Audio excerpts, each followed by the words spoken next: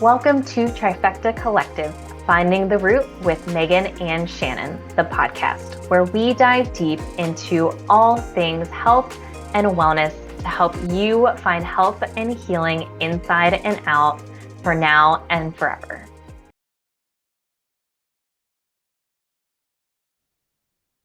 Hello and welcome to Trifecta Collective, Finding the Root with Megan and Shannon. I am Megan Abbott, owner and founder of Trifecta Collective, a holistic health practice, and this is my co-host and head practitioner of Trifecta Collective, Shannon Calorie.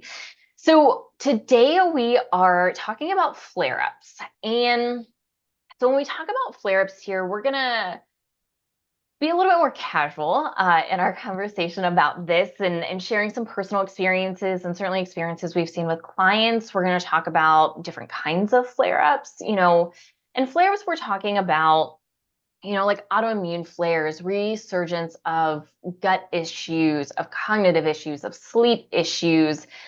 And we're coming from really a point and perspective of you've done the bigger work. And now we're getting a resurgence of something going on. And so we're going to start here by talking about different reasons why this can happen. In this conversation, we'll probably talk about some ways that you can often prevent some of these flares from happening. And then we'll also talk about more towards like the second half, towards the end, of some of the things and tools and resources that you can use if you do have a flare-up, and Shannon and I have both experienced this many times. And once again, I'm sure we'll share lots of personal stories here. And yeah, we'll share some tools and resources and maybe this will happen even throughout the conversation of things that we have done to help support to kind of go back to a more place of equilibrium of better health here. So yeah, let's start with, just like why, maybe personal stories of why we've experienced some flares. I'll let you start, Shannon. Yeah. So, and I do want to preface this with whenever we get done working with someone, a question that we always get asked is like, how do I prevent myself from where I was when I started? And a flare-up is, I guess you could say it's similar, but it's not like you're going to completely go downhill again and end up where you started in the first place. So, any extreme stressful situations like life events, for example, right now I'm trying to plan a wedding. Megan, I know you went through this when you planned yours. Yeah. So like big life events, even like a death of someone in the family that you're close with, like any big life event that you can think of where you're not able to manage it or not stay on top of it, those are typically times when we experience flare-ups, and it looks different for everyone. For instance, if you were someone who had SIBO previously or like some bacterial issues going on in your gut, a really common like flare-up reaction would be to have some GI issues. So you might start to have like some uncomfortable bloating again, maybe just bloating after you eat your meals, like not digesting your food all the way. And this can stem into multiple other things like, like breakouts on your skin, not sleeping well. It can look so different for everyone. I feel like I'm kind of in a flare-up right now. So this is a perfect time to have this conversation.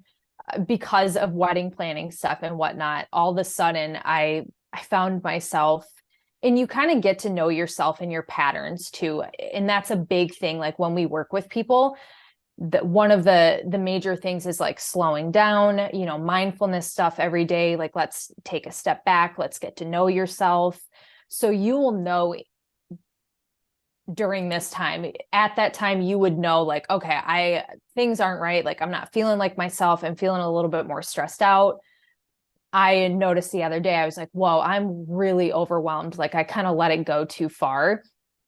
For me, I'm having like some bloating stuff, some headaches, my skin started breaking out, sleep got a little wonky. And really, there's multiple different things you can do to get your body back in check. Again, it really depends on what you like, but I would say like adding in any sort of mindfulness activity, creating extra space to slow down. For me personally, getting outside help is a big thing. So whether that's getting a massage or acupuncture, maybe some craniosacral therapy, like any outside external help that I can get usually puts me back to a good place. But it's just staying on top of it, really staying on top of your stress, I feel like is the major thing here when we're trying to prevent flare-ups from happening. Yeah, I mean, this is a massive trigger for almost anyone. It is Yeah. usually some sort of stress factor. And yeah, so the last big flare up that I had, and I've had small ones, and certainly I'll share these because I've had a variety of personal and professional experiences here. But my last big one was in planning my wedding, and right before I got married. And just to set, I'll set the stage for you. It wasn't just that. I had a variety of things going on. So we were in the middle of 2020 and all of that. My mom passed away. And then a week after that, my now husband and I put on an offer on a house for our first house ever, which we ended up repainting all of it. We closed within like 6 weeks, and then we repainted the entire downstairs. And neither one of us was quite prepared for buying a house and everything that really involved, Yeah. which if you've ever bought a house, whew, it's a lot. And then I got my first couple business clients with what I'm doing now. And so, I was early stages of this, and I was also working another full-time job, managing another company. As I was getting this, I was also in the NTP program. And so I was, trying to spend like 15 to 20 hours learning new Oof. things, and planned a wedding, replanned a wedding, had the wedding, uh, and was also in a minor car accident. Oh Um, my gosh. yeah, Yeah, that was like a storm of events. it was, I mean, out of control. It was so many things. And so for me, my thyroid autoimmunity flared up. I remember my hair started falling out again, just like chunks of hair just coming out. I remember I was, trying to work out because I wanted to look a certain way in my wedding dress. And so I was definitely overtraining, and I was holding on to a lot of weight. I was holding on to a lot of inflammation in particular. So I felt like I looked puffy. My sleep was garbage, to say the least. And I was so tired and grumpy all of the time. And yeah, I just didn't feel good. Anxiety was super high. Insomnia stuff came back that hadn't been there for a while. And yeah, and certainly like all of the emotions always coming up with everything. I also, just like throw this in here too.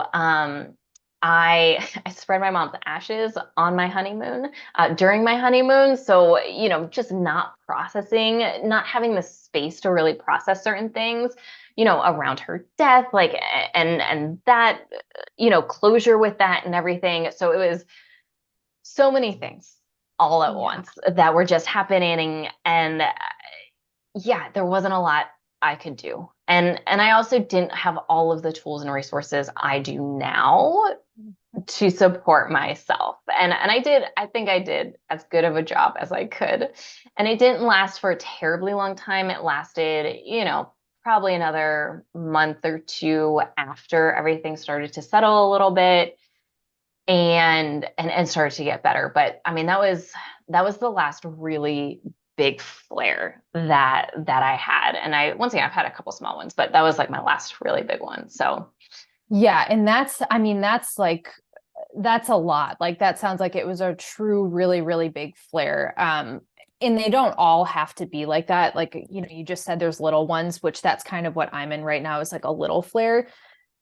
And I think now that you, of course, do have the tools, I can't see yourself like putting yourself in that situation again. That was a lot of different events going on to create what the response that happened in your body. So, and that's the important part of like why we wanted to talk about this is just the managing stress aspect realistically, if you do a good job at that and have the right tools on hand, because we're always going to be thrown in stressful situations, if you have the right tools on hand and know how to manage it, like that's how you can prevent yourself from having a major flare up like that.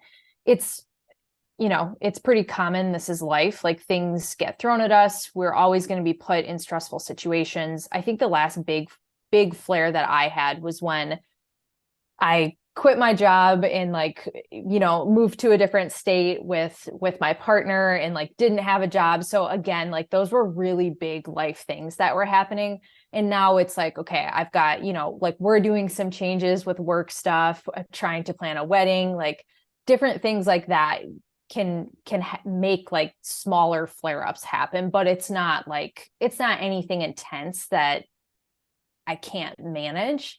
And I think that's just the important part to like stress and let people know, like, listen, if you stay on top of it, manage stress, have your little handbook of tools that you can go to, it's going to be okay. But it is also part of life and we should probably expect it to happen. Exactly.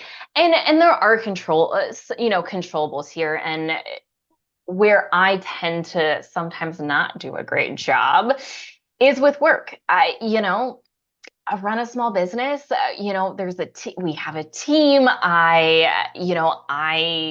need to make sure I'm showing up for myself, for the team, for our clients, for all of these things. We launch new things, we change things up and shift and, rebrand and change and go through really, really busy periods of time. And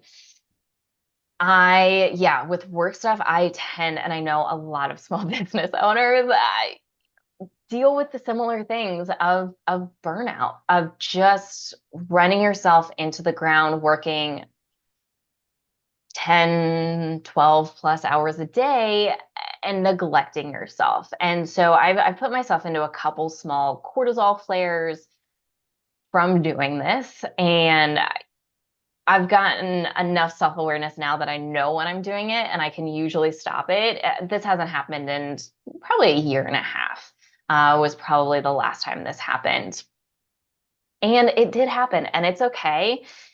For me with the cortisol stuff, what usually starts to come up with is I start to have a hard time falling asleep. And I notice my brain starts to get really active. The racing, looping thoughts will start to come up. The 3 a.m. wake ups will start to happen. I'll start to be really heavy and fatigued in the morning. At like 2 or 3 o'clock in the afternoon ish, I'll start to get a little crash. I'll start to get, not as hungry in the morning. Usually I wake up and I'm hungry immediately. I'm like, let's have breakfast right now.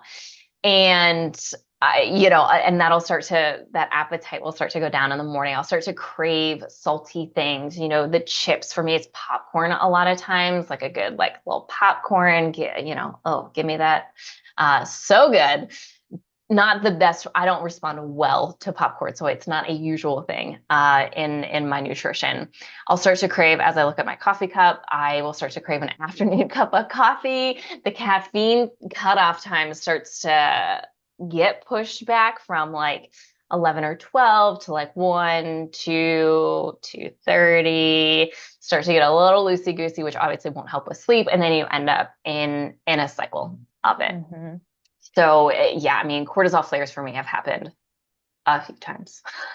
Yeah, what you just described is my body pretty much reacts the same way. And that's actually what I'm in right now, except add in the puffiness to that. Like I can just tell because my body just feels puffy. And that was my indication the other day when I stopped and I was like, oh my God, like I just feel puffy all over right now. And I was like, I let it go too far. Like I need to reel it back in and change a couple things.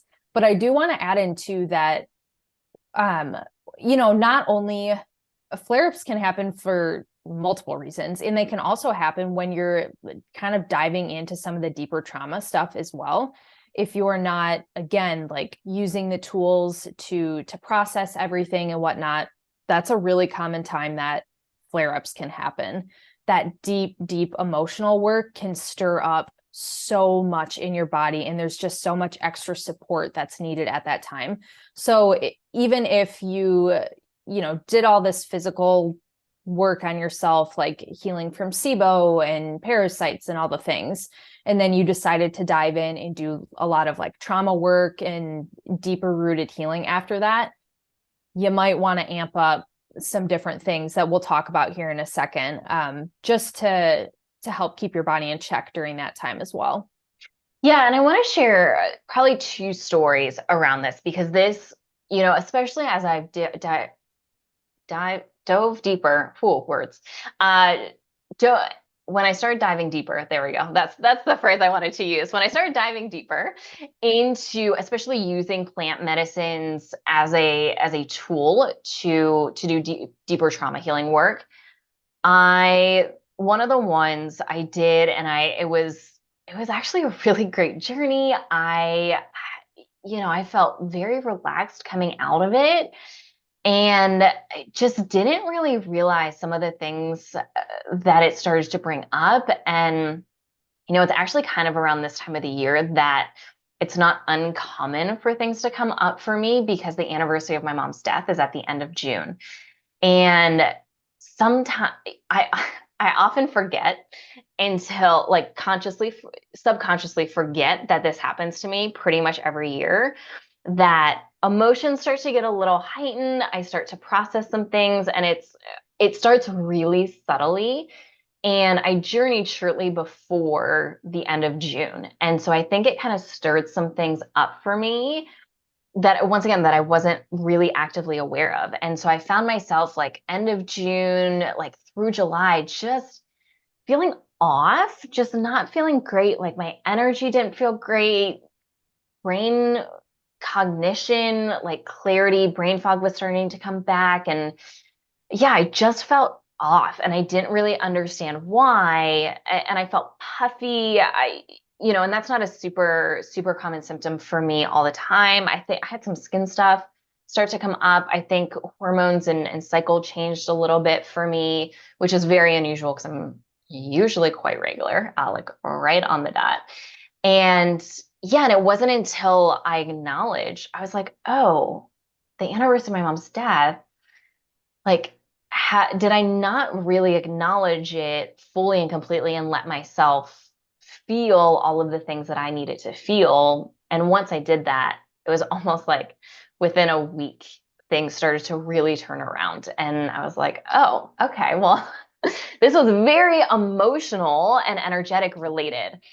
And it wasn't until I really realized that and let myself feel all of those things and dove into that piece, that the physical stuff, and I had lots of tools and resources at that point in time for the physical stuff, and I was doing all of the physical things you can do, but it wasn't really cutting it. And I'll say the same thing. So last November I did a journey, and this journey, and certainly in another episode when we talk about larger journey work, I'll share more about this, but this journey really stirred up some new things for me, things that I wasn't aware of, some old traumas, some like really deep rooted emotions and energies.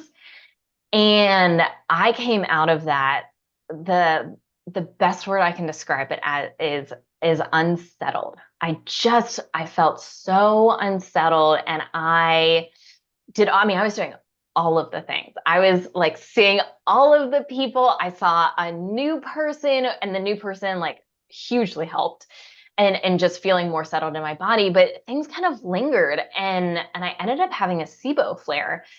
And as soon as I started feeling it coming on, one, I was very sad because I had worked so hard to not have this SIBO come up. It had been years. I mean, even during, the entire time with the wedding situation and my mom's passing, I mean, I did not have a SIBO flare then.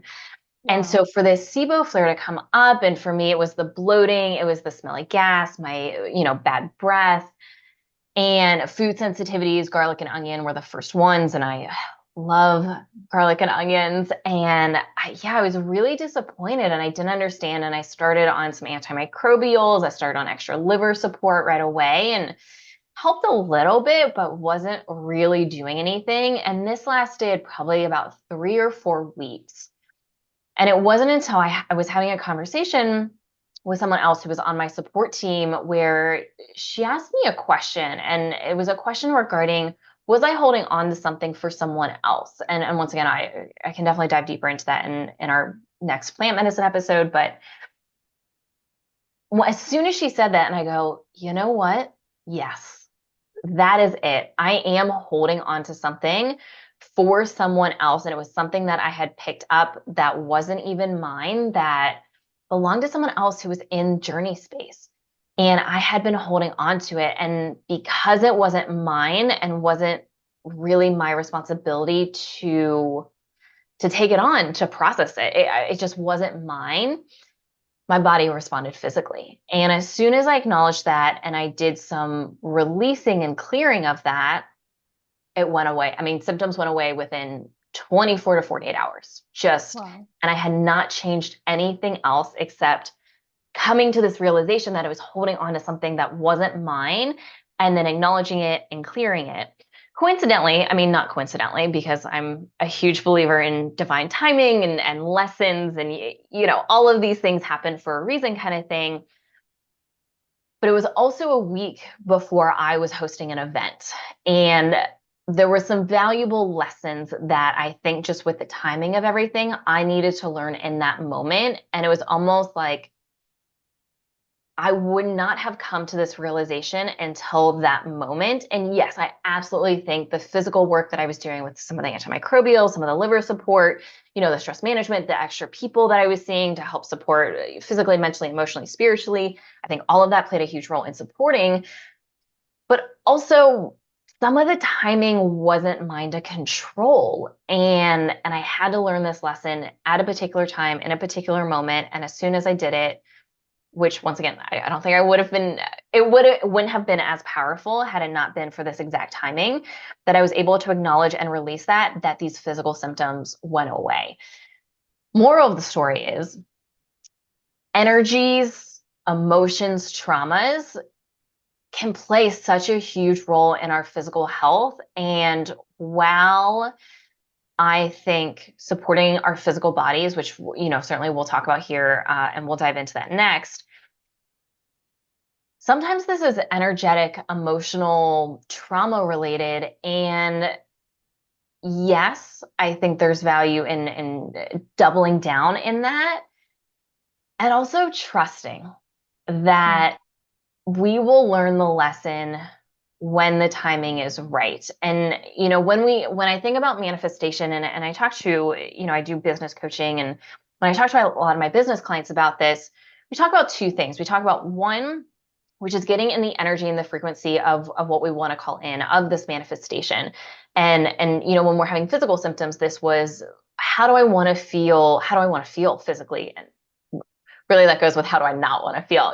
What do I want to embody? I want to embody like a flat stomach again, like being able to eat all, garlic and onions and these higher FODMAP foods, of having like clarity in my brain, of not experiencing constipation, of, having good energy and all of these things. And how do I embody that?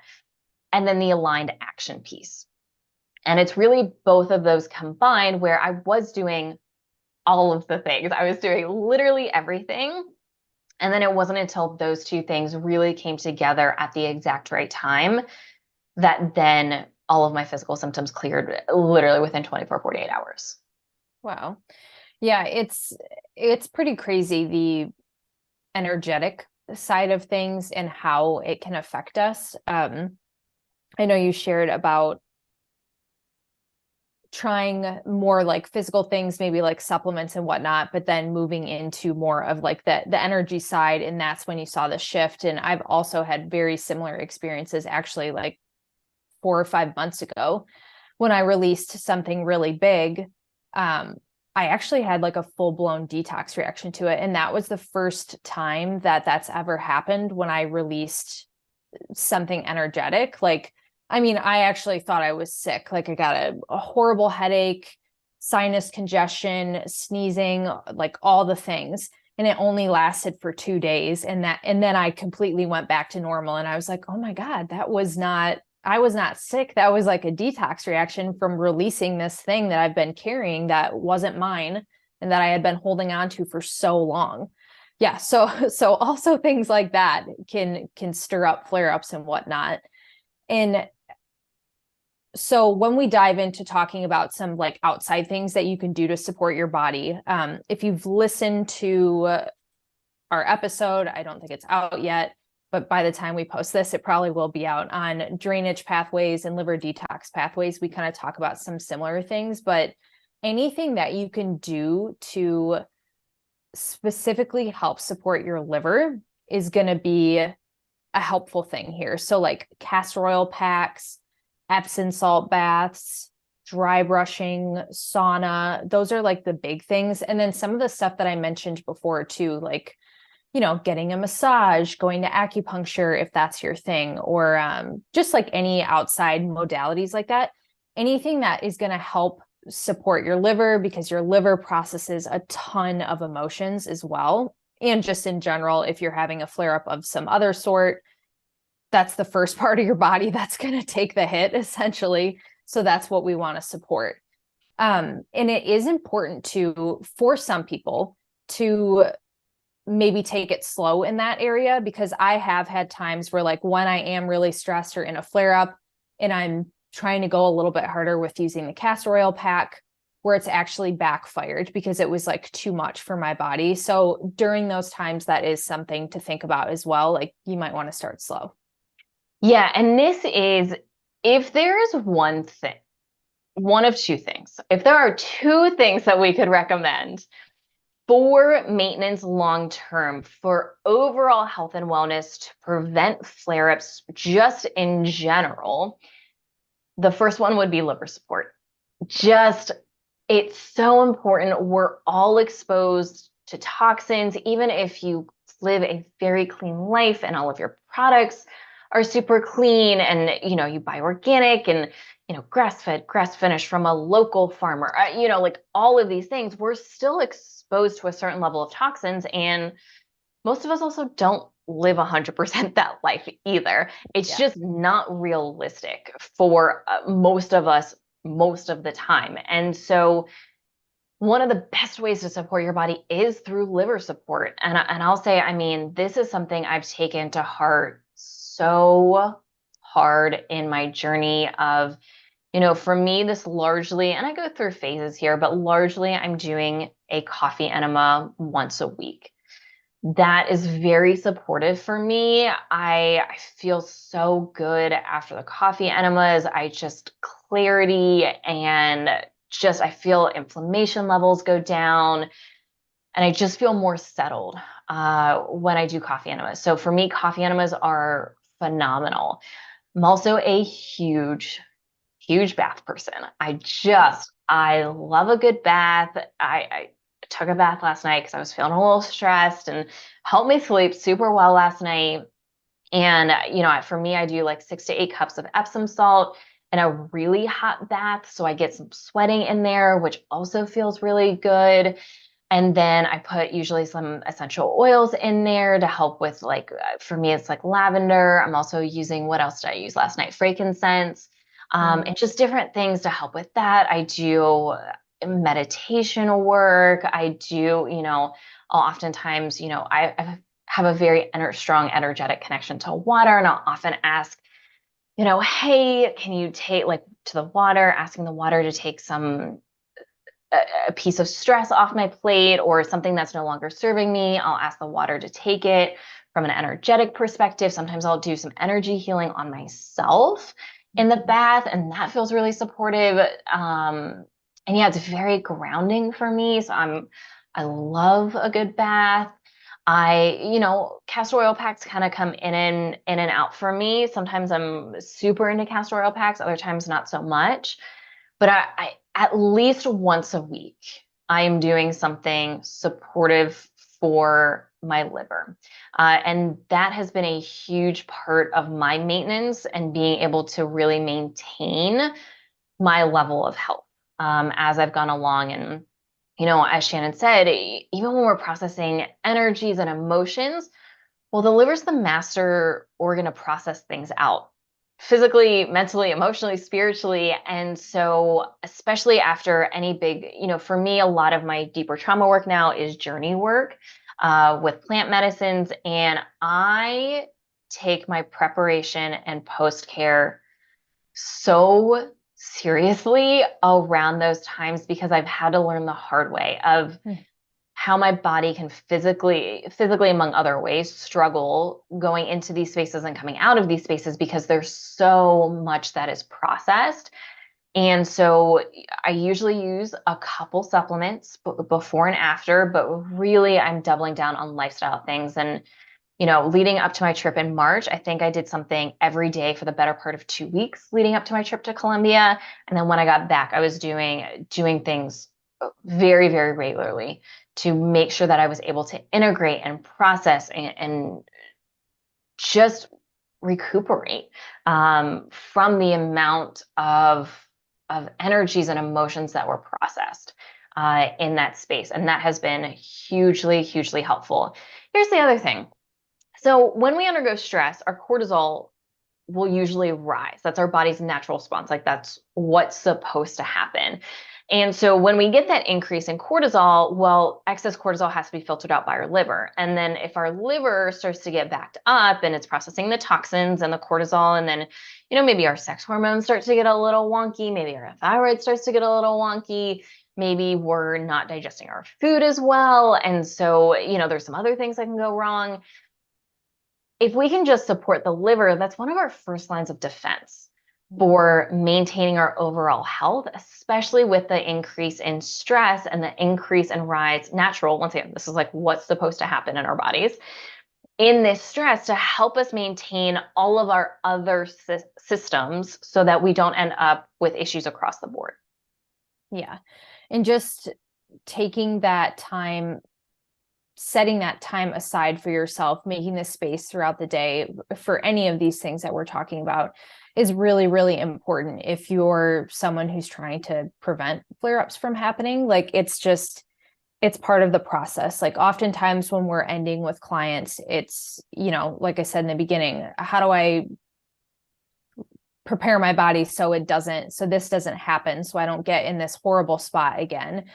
And it's a conversation of like, listen, this is now kind of a lifestyle thing, like castor oil packs, coffee enemas, Epsom salt baths, whatever you choose. This is now part of your life. Like it doesn't need to be an everyday thing, like you said, depending on what sort of situation that you're in, but at least making an effort to do something like this 1 or 2 times a week is going to go a long way for your body as opposed to not doing anything at all. Yeah, and just we'll go down some supplement rabbit holes here for the liver before we move on. So, for me, things I always have on hand, I always have some binders on hand. And for me, we use Cellcore a lot in our practice. We're big fans. These are non-selective binders that they have, meaning when you take these binders, they're not binding up everything and anything. They are binding up specific things. They also help to absorb nutrients, which more nutrients, the better.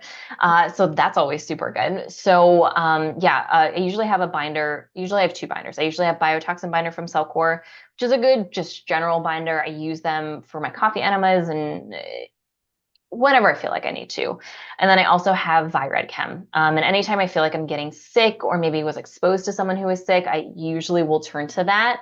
As someone who has a history of Epstein-Barr virus, I'm hyper aware of being exposed to viral issues and having one viral infection and that turning into multiple viral infections and then an EBV flare. And obviously we don't want that. So I like to have that on hand. And then I always have like 3 other big drainage support, liver detox pathway supporting supplements, kale support, which if I start to wake up at like 3 o'clock, I will actually take kale support and sometimes it'll help me fall back asleep. I'll also have TEDCA. TEDCA's probably the biggest supplement that I will take.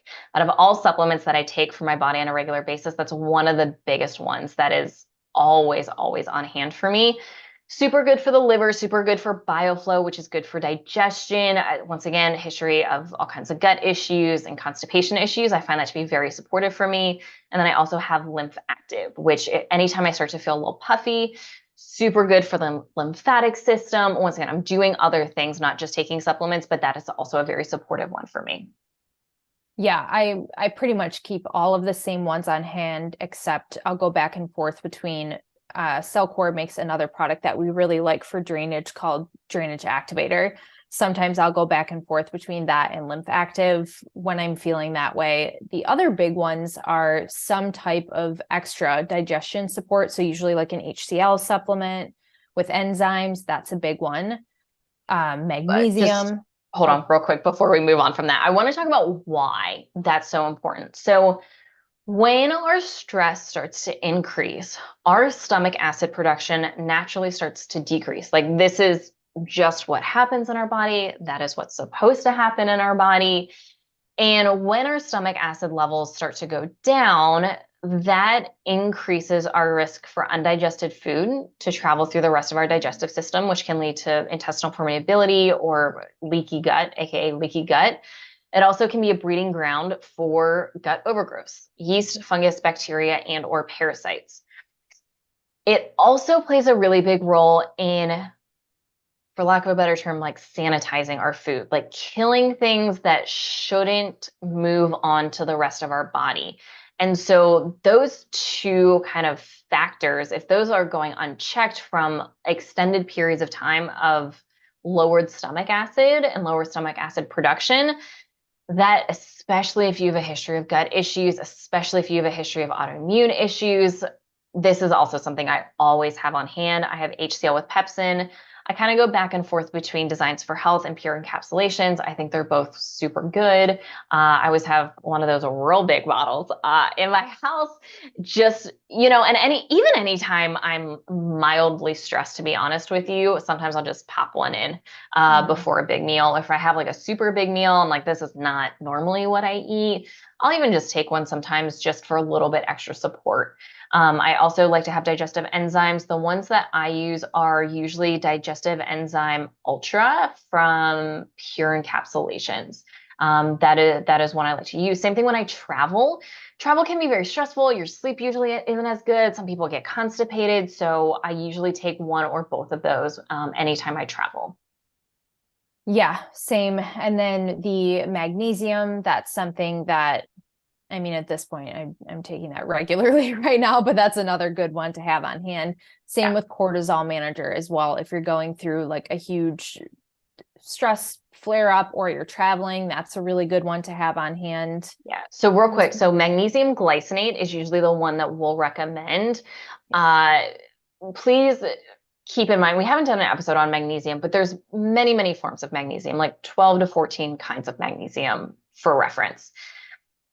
Please, we do not recommend, generally speaking, magnesium citrate and magnesium oxide. Both of these are stool softeners, and those are their primary purpose. And we will talk about bowel movements in a minute. Magnesium citrate or oxide are usually not the ones we will recommend for constipation type issues or issues if you have that while traveling or just you're prone to constipation. So we're not big fans of that. Magnesium glycinate's a really basic broad spectrum form of magnesium that most people can benefit from, anywhere between like 200 to 450 milligrams a day. Oftentimes we'll recommend taking it 30 to 60 minutes before bed. Pure Encapsulations has a really good one. Once again, I buy the real big Yep. bottles. Yeah. They're a really good deal. Pure Encapsulations has some good deals on like really big bottles of some supplements. So that's where we're not super loyal to them in particular, but they're a good price point, especially for some of the size of it. Yeah, I think there's like 240 capsules in there, if not more. Yeah. Yeah. I But mean, it lasts forever. yeah, so those, I would say those are, probably the basic ones. Yeah. And I, I'm sorry, real quick. yeah, Cortisol Manager is by Integrative Therapeutics. And that is a good one, especially if you are prone to cortisol issues, especially if you're prone to those like 3 a.m.-ish wake ups. It's a good blend of different adaptogenic herbs. You take 1 to 2, about 30 to 60 minutes before bed, and can just be very supportive in helping naturally lower the cortisol as you're going into your sleep cycles. yeah. And then the last thing I would say is if you're a person who leans towards constipation, which that is me, I usually keep some sort of like a bowel stimulant on hand. So whether that be bowel mover from Cellcore, that's quite a bit stronger one, I would say. And there's also one that we like called Motility Activator, and that is also by Integrative Therapeutics, I believe. Yes, I believe so. Yeah. And that one's a little bit more gentle, but it still works great. So yeah, having something like that on hand can also be helpful for flare-ups when you're traveling. But I don't think we're missing anything else. Those are the basics. I want to stick with the bowel movement thing for just a moment too. Yeah. So remember that when we get constipated and we're not having these regular bowel movements, we're reabsorbing toxins, which once again, this is causing stress on the body. This puts more pressure on the liver. And so once again, if we can just support the body and getting these toxins out on a regular basis and getting waste product out on a regular basis, very good, very supportive. And once again, if you are prone to constipation, yes, you can try magnesium citrate, magnesium oxide. These are stool softeners. So all they do is literally soften your stool. The reason we don't often recommend them is oftentimes that is usually not the biggest issue, is not hard stool. It's often your actual motility, meaning your body's ability to move the waste out of your body. And the reason for that can be widespread. We're not going to get into that now, Yeah. but there's a lot of reasons why this can happen. And so we like something that's going to be more stimulating as far as like stimulating movement through the colon. And that's usually the basis of these products are senna, anything with senna. There's senna tea that you can have, or we like these products that are a blend of a variety of herbs that are stimulating for motility. Yeah, the other one too is if you're not interested in taking a supplement for this, Smooth Moves tea by Traditional Medicinals is a senna-based tea that Megan was just talking about. That's a really great one to have on hand and to travel with when needed. But the whole point here, kind of looping back to what we started with, was you can prevent most of these issues or stay on top of them by supporting your liver through like these outside activities. Like you don't necessarily need to jump in and start taking all the supplements all the time. Like this is a very, if you need it, if you're trying to prevent it, yeah, maybe taking them a couple times a week, great idea. But really staying on top of the outside things like the dry brushing and the castor oil pack and whatnot. Those are the things that is going to keep your body moving, keep it processing the toxins out, help you go to the bathroom. And that's like the big point here. Yeah. And so another thing, we want to talk about is, just managing stress. And when we talk about managing stress, we've talked about this in some of the cortisol episodes and certainly across the board with content when it comes to cortisol. But we have this concept of the stress bucket. And one of the biggest things that has helped me not have big flares is just lowering on a day-to-day basis my load in this bucket. So just my stress load that is in my stress bucket. And that has largely come from deeper trauma work, deeper nervous system regulation work, and the more baseline and lowered stress I am holding on to on a day-to-day basis, the more space and capacity I have in my bucket for stressors that are naturally going to happen in our lives, work stressors, family things, like a variety of things that come up. And so one of the best things that I've really done in my entire healing journey is some of this deeper trauma work to just work through that, to process it, to release it, because holding on to all of that, having a more regulated nervous system is so supportive of our overall health and just our ability to handle these life things that are 100% going to happen. We are going to go through stressful periods of time in our lives, and it's normal, it's natural, like it happens for all of us. And so how can we on a lifetime basis lower that initial stress load that we're carrying onto and the more regulated your nervous system, the more healed you are, yes, physically, but really like mentally and emotionally, that makes a massive, massive difference. Oh yeah. Yeah, and some of this stuff you really can't get to until you start to do that deep trauma work. And that's, I'm in a big part of that, like in my life or in my journey right now, like touching on some pretty big things that were finally ready to come up and they presented themselves and whatnot. And yeah, it's definitely challenging. It's not easy, but ultimately, like the end goal is what you're trying to do is create a safer place for your body, or have your body feel more safe so these big things don't happen. Exactly. And then day-to-day maintenance, having a daily mindfulness practice, which is what we talk about with every single person that comes into All our the time. practice, is so fundamental. And I mean, the science is so clear, and there's no right way to do this. This could be journaling, meditation, breath work, somatic work. There's so many different options out there, but even just 5 minutes a day is so valuable. And one of the first things that goes out the door as soon as stress increases is a mindfulness practice. And one of the things I've learned, especially, I'm going through a very stressful period of time right now, which once again, I promise I will be sharing what this is looking like very, very soon. It's coming in the next few weeks. But one of the things I've done is double down on my mindfulness practices. It's not just my usual twice a day, it's like 4 or 5 times a day. And that has helped me stay as regulated as I can. And I mean, I am not having any sort of flares. I sleep, even sometimes sleep is a little hit or miss, but even with that, I mean, I feel really pretty darn good physically, mentally, and emotionally, even with everything that's going on.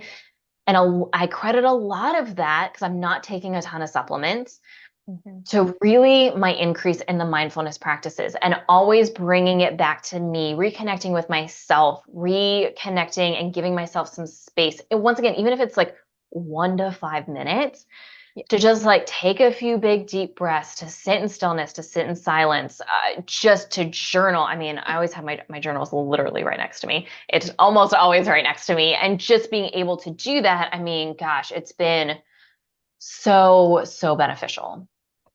Yeah, it's definitely a habit to create too, because I know that can feel overwhelming. I mean, even I struggle with that sometimes, like knowing that, okay, I need to add in more than something once a day, like probably 3 times right now. And it can be really challenging to get in the habit of that, but just starting with something small, like even just taking a minute to take a couple deep breaths, put your hand on your chest, over your heart, whatever feels good to you. Like that is a really easy way to start this. And it's kind of shocking, like once you try it and get into it, and even just spending a minute doing that, you're like, oh, wow, like I do feel a little bit more grounded or connected with myself. And that right there is just, it's making it so, you're not filling your stress bucket at that point. You're cutting it off at a certain point, checking in. And then later in the day, if the same thing starts to happen, you stop, you do the same thing. And it's just going to prevent yourself from having that like explosion of overwhelm and flare up issues and whatnot. Yeah, exactly. So liver support and mindfulness, aka mindfulness slash nervous system regulation work. I mean, those are the two biggest things that if you can have a regular practice of those for your entire life, just Yeah. every single day for your entire life. And the liver support does not need to be every day, but the mindfulness practice really should be almost every day. Yeah. Just those are the two biggest things that are so, so beneficial in just maintaining good health and preventing, especially massive flares. Yeah, I think you can have some really small ones, but it's pretty easy to bounce back if you are already in the habit of prioritizing those two things in your life. I think it's pretty simple to get out of even a small flare like pretty darn quick. Yeah, I agree. If you can stay on top of that, then, you're in a good place. Those are some really good tools to pull you out of it and prevent it. Exactly. Exactly. And then just kind of the last thing to kind of wrap up here that we do think is a pretty good idea in general is to get yearly and regular lab work run. Oh, You know, yes. just keep an eye on things. And have someone, ideally, if this is possible for you, have someone who is knowledgeable in this space look at it. And once again, to share a personal story. So I just had some lab work run, and I had Shannon look at it, and we talked about it before I even had it run. And we went into it knowing I'm in a very stressful period of time, and it might show in the lab work. And no, just going into that and trying not to be emotional with whatever the results came back with. And yeah, I mean, super beneficial for me. And just a couple small little tweaks, nothing super crazy going on. And even for me as a practitioner with many years of experience in running and interpreting lab work, I always have someone else look at it. And fortunately, we have Shannon on the team, and I just, hey, would you mind taking a quick look for me? Any feedback that you have, really open to it. And nothing crazy. I mean, nothing too crazy came back, just a couple small things that, we both had similar suggestions as Mhm. far as how to manage it. And yeah, it's great. Yeah, getting yearly lab work run is, I mean, honestly, I feel like that's kind of a must too, if you really want to follow along with that preventative flow of things, just to see what's going on in your body. And yeah, if you have access to have a more of like functional person look at it, that's always great because they're going to see different things. But yeah, those three things, I mean, if you're doing those three things consistently in the lab work once or twice a year, you're going to be in like a really, really great spot. Yeah, and you're going to really be able to maintain. Yep. So those are our suggestions for flares. Anything else you want to add, Shannon? No. Mm-mm. Okay, awesome. So thanks so much, guys, for listening. If you have specific questions, never hesitate to reach out. You can comment. You can always email us, info@trifectacollective.net. You can also reach out to us on any of our social media platforms. We'll be more than happy to chat. And thanks so much for listening. As always, we really appreciate any likes, subscribes, follows. If it resonates, a 5-star review. It's very, very, very much appreciated. And we will see you next time for our next episode. Thanks for listening. Yeah. Bye, everyone.